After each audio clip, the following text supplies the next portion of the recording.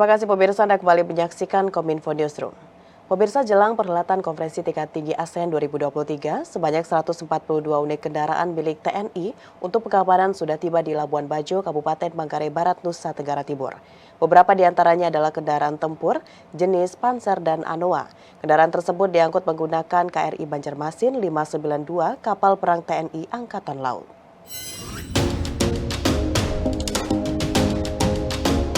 Kapal Republik Indonesia Banjarmasin 592 yang mengangkut 142 kendaraan untuk pengamanan konferensi tingkat tinggi ke-42 ASEAN 2023 tiba di Labuan Bajo, Manggarai Barat, Nusa Tenggara Timur.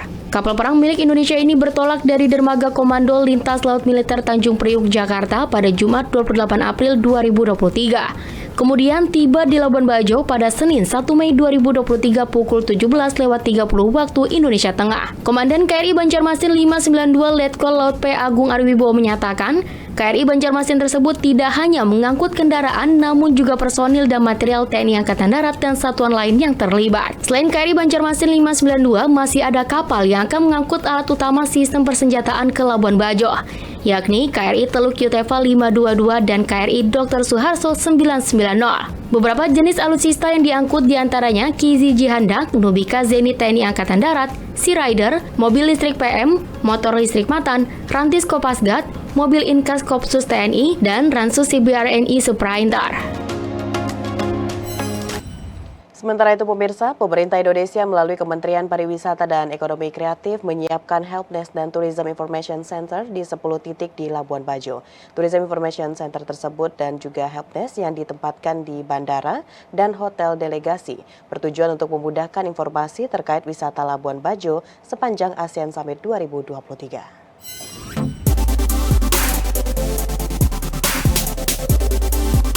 Selama penyelenggaraan konferensi tingkat tinggi ke-42 ASEAN di Labuan Bajo, Nusa Tenggara Timur, pemerintah Indonesia menyiapkan Helpdesk dan Tourism Information Center atau TIC pada 10 titik yang ditempatkan di bandara dan hotel delegasi. Hal tersebut bertujuan untuk memudahkan informasi terkait wisata Labuan Bajo dan aktivitas yang berlangsung sepanjang ASEAN Summit 2023. Sekretaris Kemenparekraf Niwayan Giri Adnyani dalam media gathering persiapan KTT ke-42 ASEAN di Hotel Jayakarta, Labuan Bajo menyampaikan, nantinya akan ada 20 petugas yang akan memberikan informasi secara luas kepada para tamu delegasi dengan memakai pakaian adat untuk menunjukkan kekayaan budaya daerah yang tersebar pada 10 titik.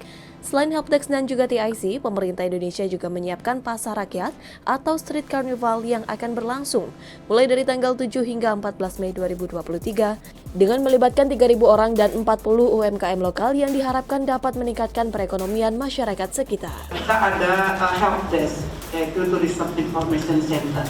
Ada 10 titik di 8 hotel official dan juga di bandara. Nah, petugasnya itu direkrut secara terbuka dari ada 20 orang petugas nanti di 10 titik tersebut. Menteri Pariwisata dan Ekonomi Kreatif Sandiaga Uno mengungkapkan ada 38 hotel di Labuan Bajo, Nusa Tenggara Timur yang siap menjadi akomodasi selama pelaksanaan konferensi tingkat tinggi ASEAN ke-42. Hotel-hotel tersebut terdiri dari bintang 3 hingga 5 dengan kapasitas lebih dari 1.500 kamar.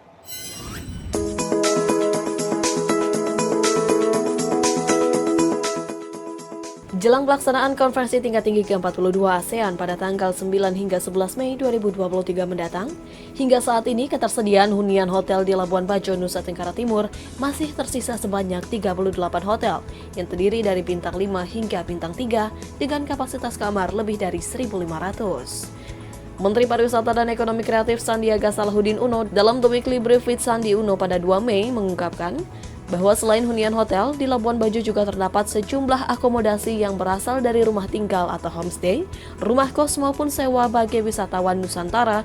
Juga tersedia 26 kapal yang menjadi akomodasi alternatif sebagai hotel apung atau live on board. Pada kesempatan yang sama, Sandiaga juga memastikan dalam kegiatan ini pihaknya akan menghadirkan sekitar 40 UMKM lokal yang sudah terkurasi, serta 20 lokasi restoran dan kafe yang direkomendasikan sebagai destinasi kuliner di Labuan Bajo. Adapun untuk penerbangan, Bandara Komodo pada tahun ini telah memiliki kesiapan dengan menyediakan 7 area parkir untuk 4 pesawat berbadan sempit atau narrow body dan 3 pesawat bermesin baling-baling atau propeller dengan luas terminal 14 meter persegi dan daya tampung 1,1 juta penumpang. Dan kita baru saja mendapat arahan dari Bapak Presiden untuk membuka penerbangan internasional. Dan ini tentunya akan kita tambahkan menggunakan momentum KTT ASEAN ke-42 ini. Garuda Indonesia meningkatkan pelayanannya selama KTT ASEAN dengan jadwal penerbangan setiap hari dan upaya antisipasi juga nanti akan ditopang oleh Bandara Sultan Hasanuddin Makassar, Igusti Ngurah Rai Denpasar, dan Bandara El Tari di Kupang.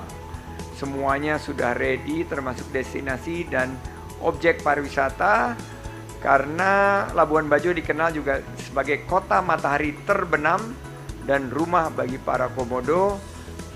Beberapa tur disiapkan, kawasan Taman Nasional Komodo juga berbenah untuk event dari KTT ASEAN 2023. Menteri Komunikasi dan Informatika Jody G. Plate dan Kepala Staf Kepresidenan Muldoko mengunjungi Labuan Bajo, Manggarai Barat, Nusa Tenggara Timur. Kunjungan kali ini bertujuan mengecek persiapan KTT ASEAN di Labuan Bajo, terutama layanan media yang berlangsung selama perhelatan KTT ASEAN.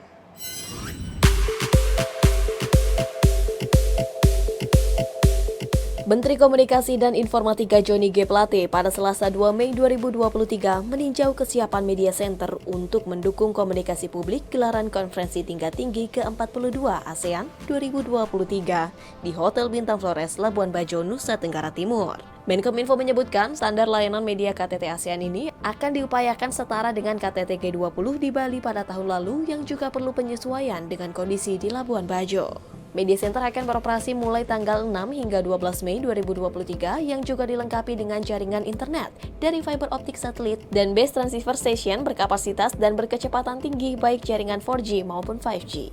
Dalam kunjungan tersebut turut serta Kepala Staf Kepresidenan Muldoko dan diikuti oleh 20 pimpinan media massa nasional, 8 media lokal NTT, serta 17 wartawan nasional dan 9 wartawan lokal yang turut bersama dengan Menkominfo dan Kepala Staf Kepresidenan. Secara keseluruhan, kunjungan tersebut sebagai upaya melihat bagaimana perhelatan internasional 9 hingga 11 Mei 2023 siap digelar, terutama layanan media. Sementara itu pemirsa, sebagai penanggung jawab dan pengelolaan informasi publik, Kementerian Komunikasi dan Informatika memastikan siap menjalankan peran humas pemerintah pada pertemuan negara-negara Asia Tenggara tersebut. Adapun pusat informasi atau media center telah dipusatkan di Hotel Bintang Flores, Jalan Pantai PD, Labuan Bajo, Nusa Tenggara Timur. Pemerintah Indonesia mempersiapkan sejumlah ruangan untuk kebutuhan media center KTT ke-42 Perhimpunan Bangsa-Bangsa Asia Tenggara di Hotel Bintang Flores dengan kapasitas sebanyak 340 kursi. Hingga Selasa sebanyak 319 orang, baik dari media nasional, media ofisial, dan koresponden media asing telah diverifikasi dalam pendaftaran peliputan KTT ke-42 ASEAN. Penanggung jawab media center KTT ke-42 ASEAN, Ruli Harya menyampaikan bahwa rencananya penyelesaian ruangan akan dilakukan pada 4 Mei dan gladi resik dapat dilakukan pada 5 Mei 2023. Fasilitas yang akan didapat oleh media peliput antara lain working berupa komputer, koneksi internet WiFi, jaringan LAN, makan siang, mini studio, stand upper, serta beberapa booth media. Nanti ada beberapa media booth yang memang itu adalah by reserve booking. Come reserve itu ada 9 media booth disiapkan. So far masih available sekitar 5, tapi itu masih dalam tahap masuk informasi melalui Mbak Ika. Konferensi tingkat tinggi ke-42 ASEAN akan berlangsung di Labuan Bajo, NTT pada 9 hingga 11 Mei 2023. Pertemuan itu rencananya dihadiri sejumlah pimpinan negara ASEAN di bawah keketuaan Indonesia yang mengangkat tema Asian Matters Epicentrum of Growth. Tak hanya itu, sebagai tuan rumah konferensi tingkat tinggi ke-42 ASEAN 2023, sejumlah isu menjadi prioritas deliverables Indonesia di ajang tersebut. 3 hal yang menjadi fokus Indonesia tersebut yakni penguatan kerjasama perlindungan pekerja migran, arsitektur kesehatan kawasan, serta peningkatan pembangunan kawasan pedesaan. Penguatan kerjasama perlindungan pekerja migran, arsitektur kesehatan kawasan, dan peningkatan pembangunan kawasan perdesaan menjadi target prioritas Indonesia yang akan dibawa ke KTT ke-42 ASEAN di Labuan Bajo, NTT pada 9 hingga 11 Mei 2023. Staf khusus hubungan luar negeri Menko PMK Kusnanto Anggoro dalam pertemuan pejabat tinggi Pilar Sosial Budaya atau SOKA ke-34 pada bulan April lalu mengatakan, gagasan Indonesia soal Pilar Sosial Budaya mendapat sambutan baik dari seluruh negara anggota ASEAN. Para negara anggota ASEAN pun sepakat untuk mempercepat implementasinya di Indonesia. Dalam pertemuan SOKA ke-34 tersebut, para negara anggota ASEAN turut memberikan apresiasi atas terselenggaranya Asian Youth Dialogue 2023 di Jakarta. Pada kesempatan yang sama, Indonesia turut memberikan perhatian dan dukungan bagi Timur Leste untuk menjadi anggota ASEAN. Dukungan pemerintah Indonesia berupa program pemagangan ASN Timur Leste di berbagai kementerian lembaga di Indonesia.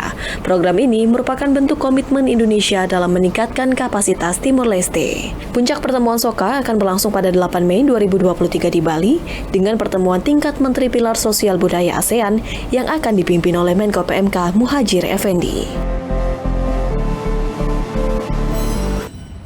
Pemirsa, usai jeda kami akan kembali dengan informasi membedah posisi strategis Indonesia di Keketuaan ASEAN 2023 bersama dengan juru bicara Kementerian Luar Negeri Republik Indonesia sesaat lagi.